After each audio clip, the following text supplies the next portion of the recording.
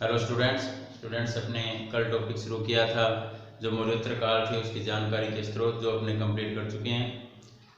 उसी के अंतर्गत अपने टॉपिक किया था कि भारत पर यूनानी आक्रमण। तो आज अपने वही टॉपिक शुरू कर रहे हैं, भारत पर यूनानी आक्रमण व भारत की राजनीतिक स्थिति। तो अगर बात की जाए सबसे पहले अपने यूनानी आक्रमण में बात करेंगे सिकंदर की। किसकी? सिकंदर की। तो सिकंदर मकदूनिया का शासक था और वह वहां से यानी कि मकदूनिया से सैनिक अभियान के लिए निकला था। मकदूनिया का शासक सिकंदर,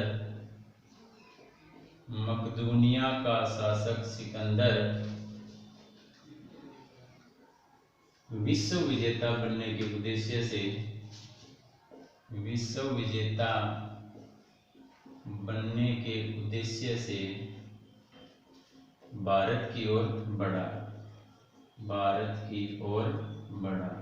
देखो बच्चों, जब वह भारत की ओर बढ़ता है, मकदूनिया से निकलता है, तब समय था 331 ईसा पूर्व का। कितना समय था? 331 ईसा पूर्व।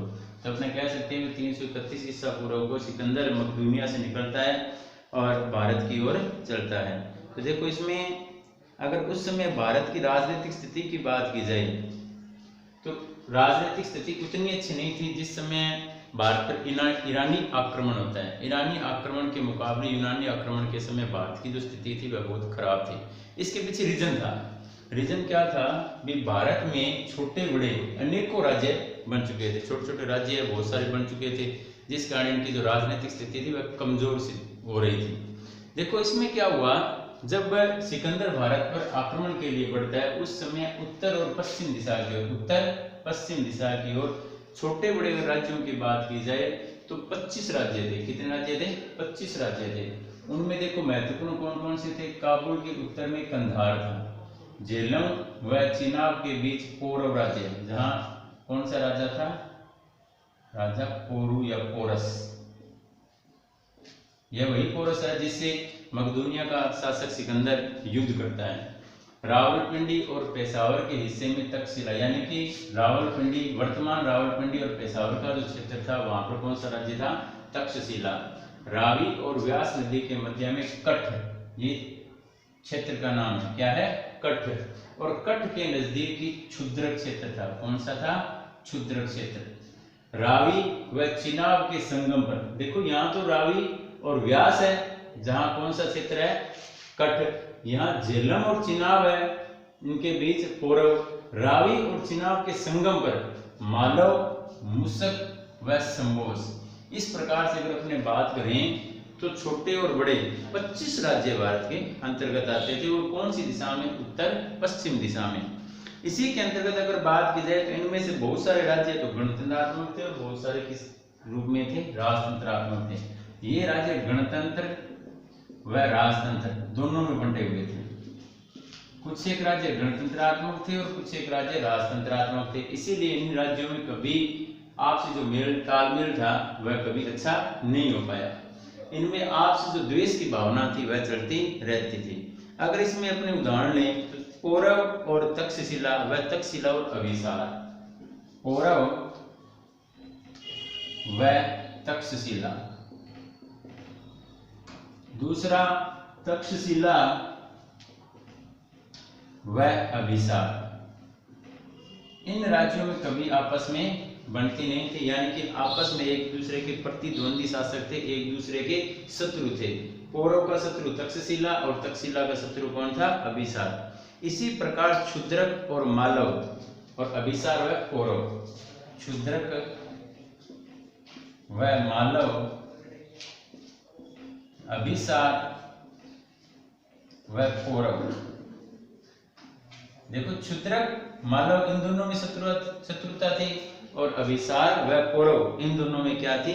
शत्रुता थी, या एक दूसरे के ये क्या थे? शत्रु थे। इन्हीं परिस्थितियों का लाभ कौन उठाना चाहता था? सिकंदर उठाना चाहता था। अगर सिकंदर की बात की जाए तो मैंने आपको पहले भी बताया, 331 ईसा पूर्व को कहां से निकलता है? मकदूनिया से निकलता है। विश्व विजेता बनने के उद्देश्य से वह वहां से निकलता है और भारत की ओर अग्रसर होता है। भारत की ओर बढ़ते हुए सबसे पहले अगर बात की जाए तो इसने कौन कौन से क्षेत्रों को विजित किया? तो सबसे पहले सिस्तान अफगानिस्तान, सबसे पहले उसने किस पर अधिकार किया? सिस्तान पर। सिस्तान के बाद वह किस ओर बढ़ा? अफगानिस्तान की ओर बढ़ा। सबसे पहले वह कहाँ आता है? सिस्तान में आता है। सिस्तान के बाद वह कहाँ आता है? अफगानिस्तान की ओर आता है। फिर काबुल घाटी से होकर भारत की ओर बढ़ता है।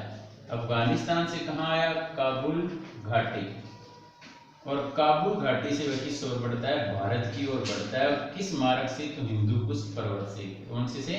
हिंदू कुश पर्वत से। हिंदू कुश पर्वत को पार करते हुए भारत की ओर चढ़ाई करता है।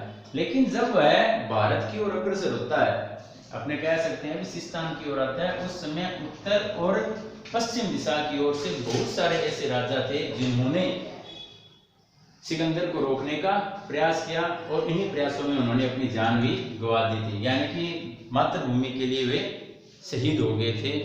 लेकिन बहुत सारे ऐसे शासक भी थे जिन्होंने मकदूनिया के शासक सिकंदर को भारत पर आक्रमण करने के लिए आमंत्रित भी किया था।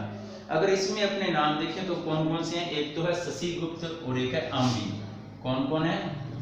शशिगुप्त व आम्बी। शशिगुप्त और आम्बी ऐसे देशद्रोही शासक थे जिन्होंने मकदूनिया के शासक सिकंदर को भारत पर आक्रमण करने के लिए आमंत्रित किया था।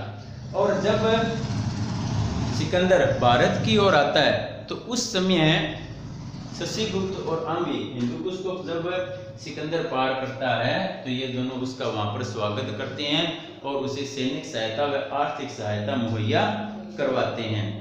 तब भारत की ओर अग्रसर होते ही सिकंदर ने अपनी सेना के 2 भाग कर दिए थे, यानी कि सिस्तान को जीत लिया, फिर अफगानिस्तान को जीता। काबुल घाटी को पार करते हुए वह भारत की ओर आता है, तब वह अपने सेना के 2 भाग कर देता है। एक तो देखो किस किस के नेतृत्व में, एक तो सेनापति हेफिस्टियन व परदिकस के नेतृत्व में। सेनापति हेफिस्टियन व परदिकस के नेतृत्व में, परदिकस के नेतृत्व में एक भाग, या आपने कह सकते हैं नेतृत्व में सेना के एक भाग को वह सिंधु नदी पर पुल बनाने के लिए भेज देता है, पुल बनाने के लिए भेजता है। देखो इसने एक भाग यानी कि सेना के 2 भाग किए, एक भाग का नेतृत्व किसके हाथ में दिया? हेफिस्टियन व परदिकस, जो इसके सेनापति थे, विश्वास पात्र सेनापति थे, इन दोनों के हाथ में दिया और सिंधु नदी पर पुल बनाने के लिए भेज दिया। और दूसरे भाग का नेतृत्व खुद संभाल कर वह भारत की ओर आगे बढ़ता है। एक भाग का नेतृत्व तो हेफिस्टियन और परदिकस को दिया, वह दूसरे भाग का नेतृत्व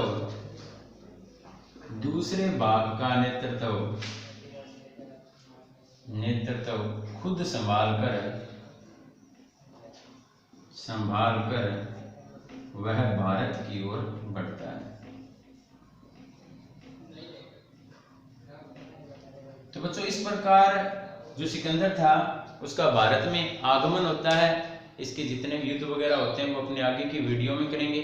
आप इस मैटर को अपने नोटबुक में नोट करें और इसे लर्न करें। थैंक यू बच्चों।